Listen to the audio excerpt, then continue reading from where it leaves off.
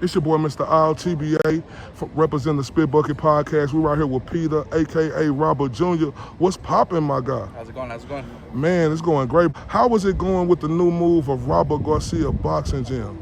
Everything's good right now. We've been at our new location, I want to say, two and a half months.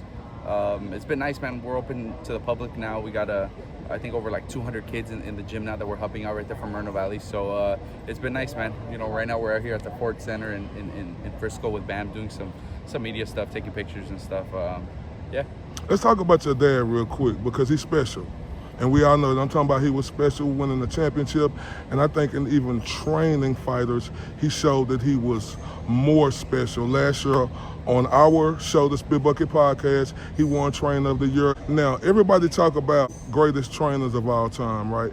Do you think your dad, with the work he put in, that they should mention his name right there now? I think so. I think if they don't now, by the time he finishes, he definitely will be. I mean, there's been some great trainers, man. You know, Emmanuel Stewart, I think, was probably the one that I would consider maybe the best. But I'm also a lot younger, so I mean, I know there's been a lot of older coaches, like I forget the names of them, like Sugar Ray Leonard's coach and stuff like that. But I would say Emmanuel Stewart. You got Freddie Roach. I mean, there's a lot of coaches. There's a lot of great coaches. I definitely think my dad, by the time he retires, he'll be one of the greatest of all time. He'll be in the Boxing Hall of Fame for coaching fighters. But yeah, I mean, he right. I think right now is probably the best stable he's ever had. I think before when he won his first Trainer of the Year with the Boxing Writers Association, I think in 2012, he had a great group. Obviously, Mikey, Brandon Rios, Nonito, Maidana. I think right now with Bam, Virgil, Raymond, and these young guys, it has the potential to be the best group that he's had. If you look at the Boxing Writers Association, all the coaches that have ever won multiple Trainer of the Years, it's always been within like a few years of each other. So with the same group of fighters. So like Eddie Reynoso has won it multiple times. It's still been with just Canelo. Freddie Roach won it like 6-7 times, and it's a crazy amount of times. Manny Pacquiao was with him that whole time.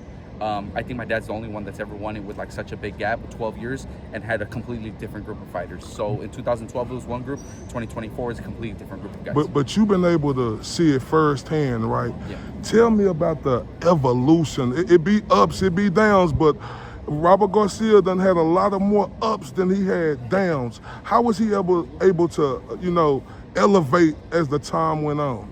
I think what my dad does is that he starts working with these guys since their pro debuts, since they're amateurs and stuff. So he's able to mold the guys into kind of what he gets the best out of the fighters, because he gets them so young. And even like right now we have guys like Bam, Virgil, Raymond, Rayo, like it's all kinds of guys that are either world champions or at that level. Jose Ramirez and all these guys. We also have guys barely turning pro, and my dad's there working the corners. So I think that's what it is with my dad. That you know, me, Chepe, and the guys, we scout guys in the amateurs, and we talk to my dad about them. What do you think about this guy, that guy? We show them video, bring them in, and since they're pro debuters, my dad's already working with them. You know, just like he works with Bam, he's working with the pro debuters, this 4-rounders, 6-rounders, and then I think that's what it comes down to, man. He's able to help them out since they're young and get the most out of each fighter. And now, speaking of fighters, man, you got a lot of talented fighters, but the two top fighters that stand out to me is Bam Rodriguez and you know, DFW's own Vergil Ortiz Jr. Tell me first about Bam Rodriguez, because he is like cerebral. Did you know that he was special day one? I think everybody knew that Bam was special since he was 14, 15 years old. If you go back and go on Ellie's old videos when Bam was first at the gym, when his older brother Josh and these guys were going to turn pro, I believe he was like 15 years old. Mikey's in the gym, and he's always talking about how this kid's going to be undefeated. Nobody's ever going to beat him in the pros, and just wait. He was 14, 15 years old at the time. He had something about him, like he was ahead of everybody else in terms of like his mentality. He knew what he was going to do, what he wanted to accomplish as a professional, and there was going to be nothing that was going to stop him.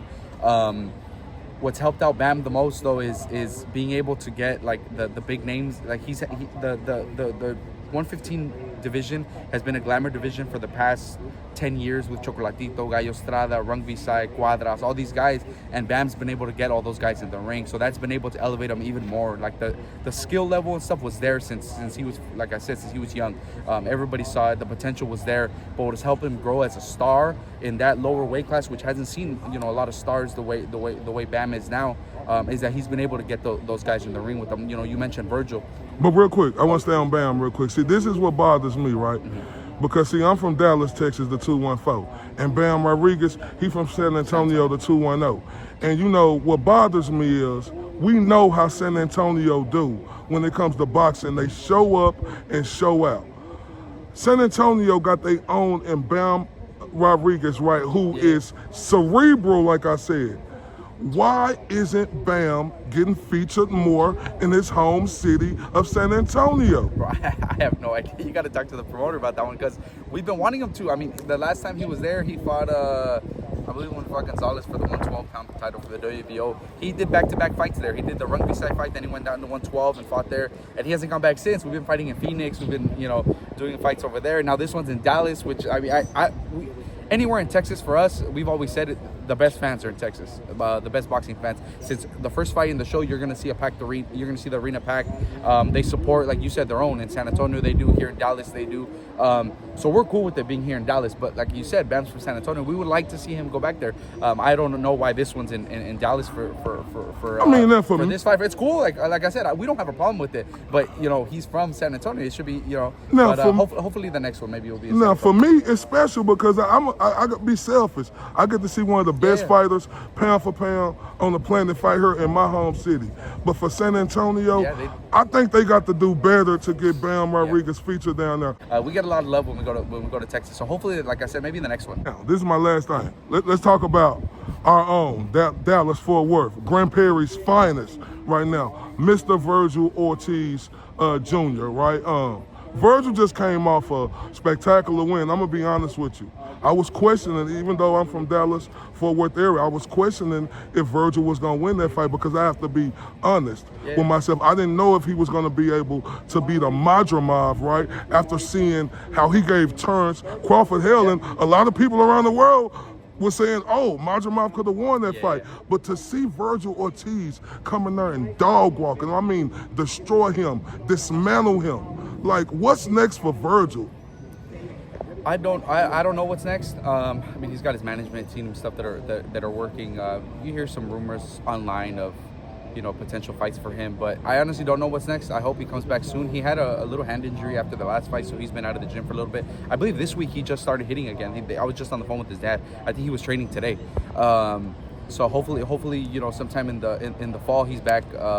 He's back in the ring. Maybe something here in Dallas would be nice. But I'd like to see him with any of the world champs at 154 because like I was saying about Bam, he's been able to get all those guys in the ring with them. Virgil, at a young age, Virgil was fighting guys like Mean Machine, who gave Crawford a tough fight, dropped Crawford. They didn't count it, but that was a knockdown. And Crawford has said that's probably one of his toughest fights in Mean Machine. Virgil was like 22, 23 years old fighting him, and it's been so long, he hasn't been able to get the amount of title fights that I believe he deserves and he should be getting. So hopefully, one of the world champs will get in the ring with them. I know a lot of guys have fights lined up. Fundora is supposed to be fighting, Tim Tszyu and these guys, but hopefully a big fight for Virgil. Yeah, but there's one guy who don't got to fight line. He do got to fight lined up, but it ain't at 154. Now we talk about these sanctioning bodies, Pita, right? Virgil Ortiz is right here. Is his moment to shine? Like that belt is supposed to be his. The WBA. Yeah. Why is Crawford still holding on to that belt? That I don't understand. I don't know why they do that. We all know that he's fighting. They announced it. They announced he's fighting Canelo. He's going up to 168. He's gonna fight Canelo. Whatever happens that fight, he's not gonna come back down to 154. There's the amount of money he's gonna make for that fight. He's not coming down to 154 for anybody. There's nobody that's gonna generate that kind of money. He told Virgil himself that he's not gonna fight. He's not gonna fight Virgil. There's no fights at 154 for him that are gonna generate the money that he's gonna make against Canelo. So he should just vacate it. Let somebody else fight for it. That gives Virgil a chance, like you said. So, hopefully that happens. But yeah, I don't understand that. Well, last question I got for you now. we talk about Vergil Ortiz. It's a guy there named Xander Zayas. I apologize if I said his name wrong. Yeah, that's it. He want that smoke with everybody. Is that a potential fight right there with Vergil? He's got a title fight coming up. He's fighting for the vacant WBO title. So once he becomes world champ, then yeah. Look, the stuff with Xander that came out a few months ago before Virgil fought Madrimov. Xander raised his hand to say, "I'll fight Virgil on that card," and Virgil said, "Okay, cool." You know, Virgil went to his manager and told him, "I'll fight Xander. Like, you know, if the Turkey Al-Sheikh and these guys, if that's the fight they want." They wanted Virgil to fight Madrimov. That's the fight that Turkey Al-Sheikh and the promotion and stuff, that's what they wanted. So Virgil had said yes to everybody. So when they chose Madrimov, Xander came out and felt a certain way, saying, "Oh, they didn't want to fight me. They, this and that." But the people that are paying for the fights are the ones that ultimately decided we want to fight Madrimov. But if he becomes a world champ, then why not? That would be a big fight. Xander's got a big fan base. He's Puerto Rican. He's got a tough fight coming up though. His title fight's not an easy fight. But if he comes out victorious, Sebastian, then that'd be a good one. If he comes successful, the IBF guy, Bakram. There's a lot of guys. The only issue with IBF stuff is the 10-pound. The weight limit. Yeah, that's tough. Maybe in a unification fight, I think, because that rule. They get rid of that rule in the unification. But fight. Virgil do want to fight all of them. Virgil will fight all of them. Virgil will fight any of them.